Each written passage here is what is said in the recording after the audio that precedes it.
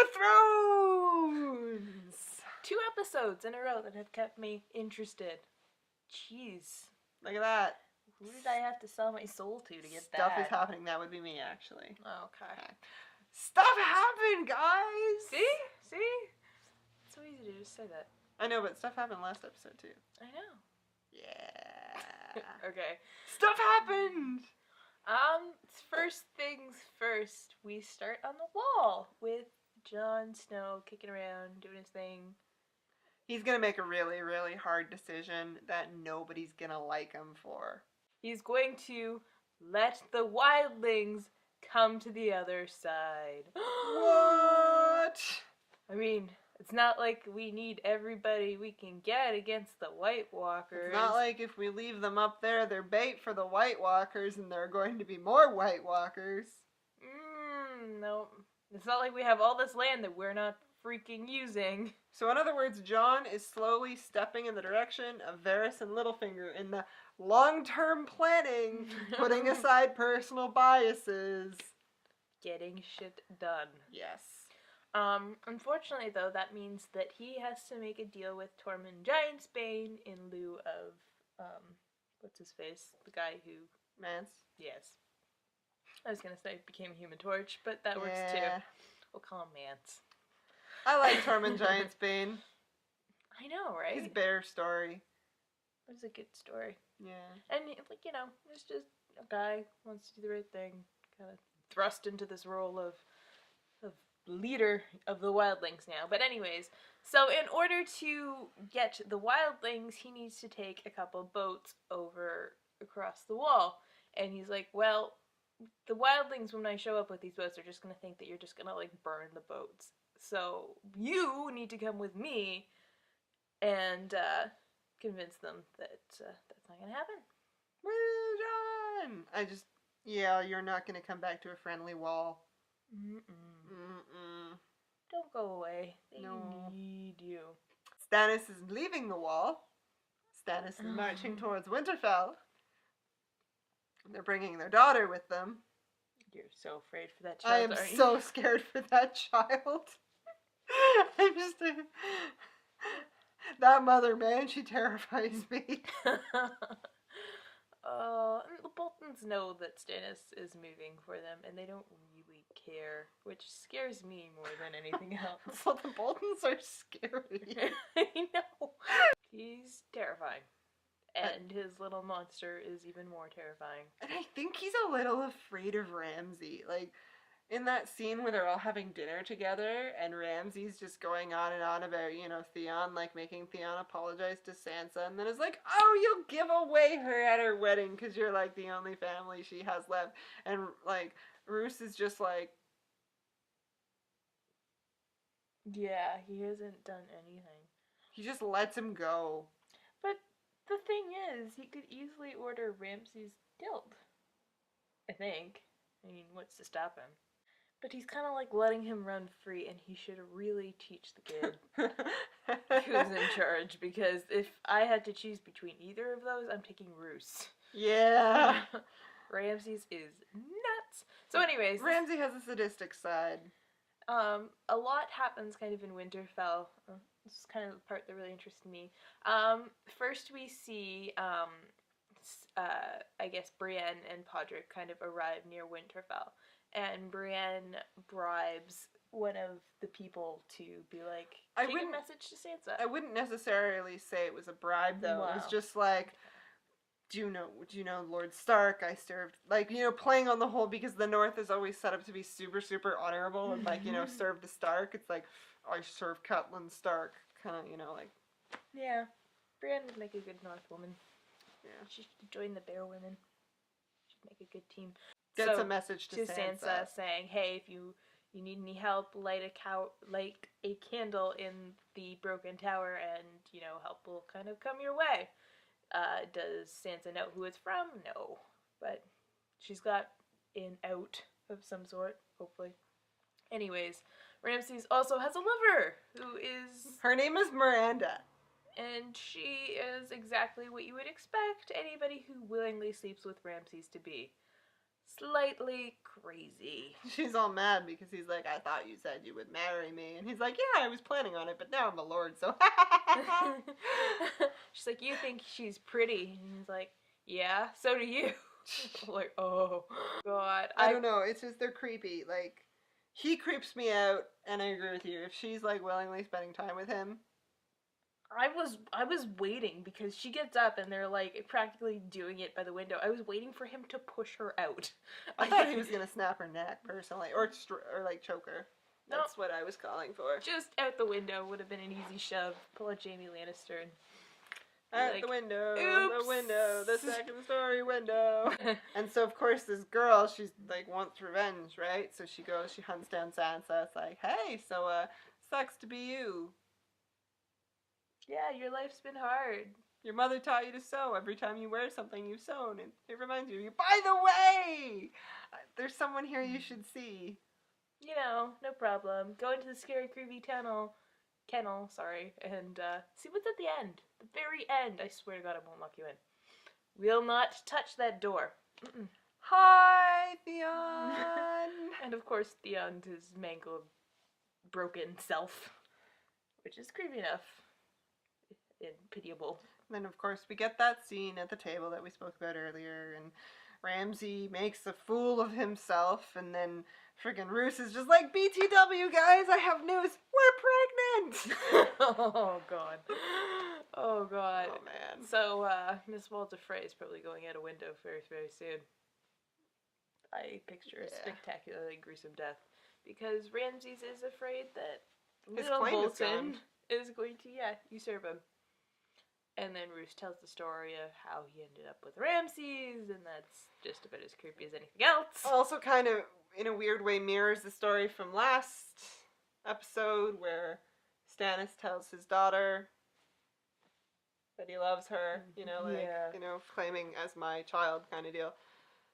Like, you're my kid no matter what. This is like fatherly love, you know, unconditional and safe, and then you've got the Boltons over there, like, this is fatherly love.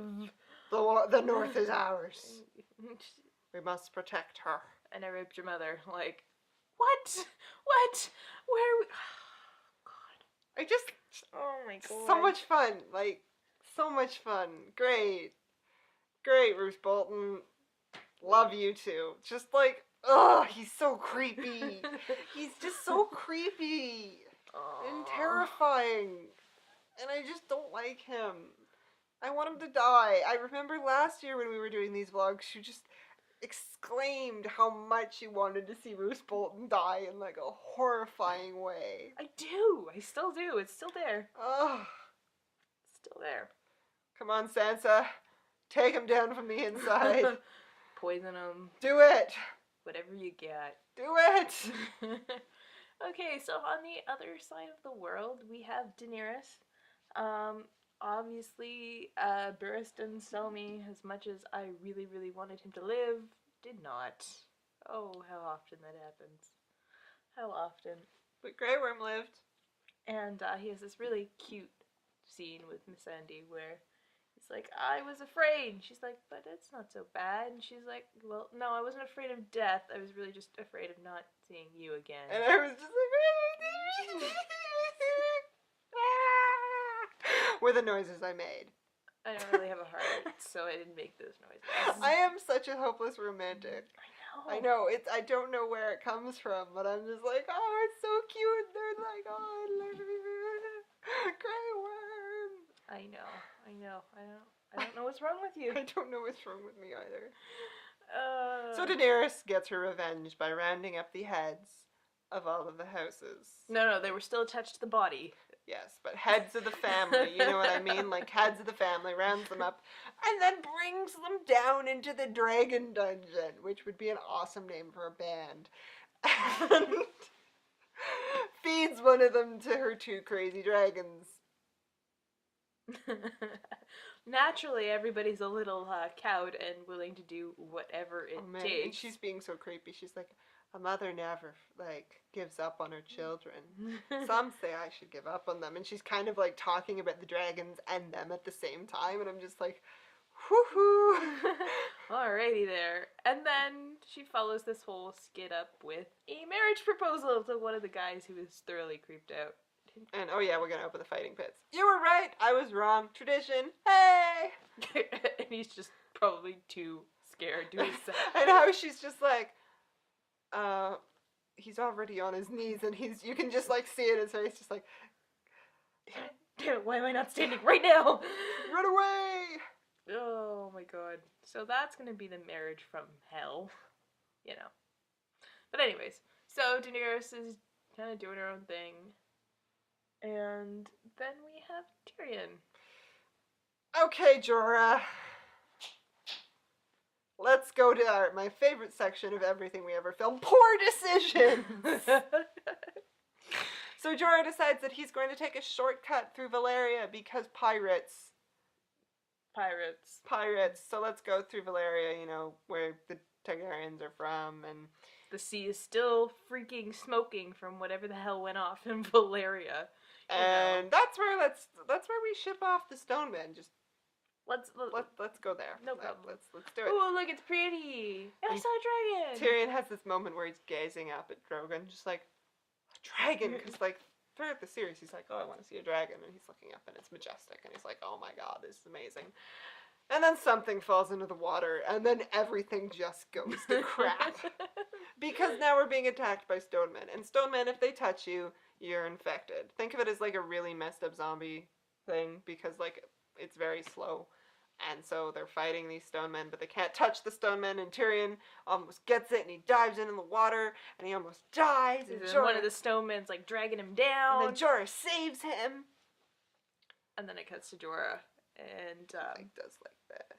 You know, like, it's like, oh, were you touched? No. Were you touched? No. And Jorah walks away to get stuff. He's like, oh, it's a long walk to Marine, or wherever they're going. And he, like, moves his sleeve, and there's, like, a patch, and we're just like, Jorah! No! Don't you see how stupid this is? Because if you love Daenerys so much, you're not gonna go back to Daenerys and accidentally infect her. Just don't.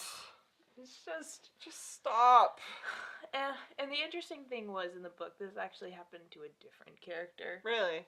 Yeah. I never made it that far. I'm still, like, I'm halfway through the book. So anyways, happens to a completely different character, but actually I'm kind of interested to see how Jorah would react to this, because, you know, Jorah's character is kind of, like, doesn't really have anything to do. Yeah. Both in the show and kind of in the book. He's just kind of there. So, actually, this is one change I kind of like. I just miss Jorah of the first episode. Here, Khaleesi, have some books.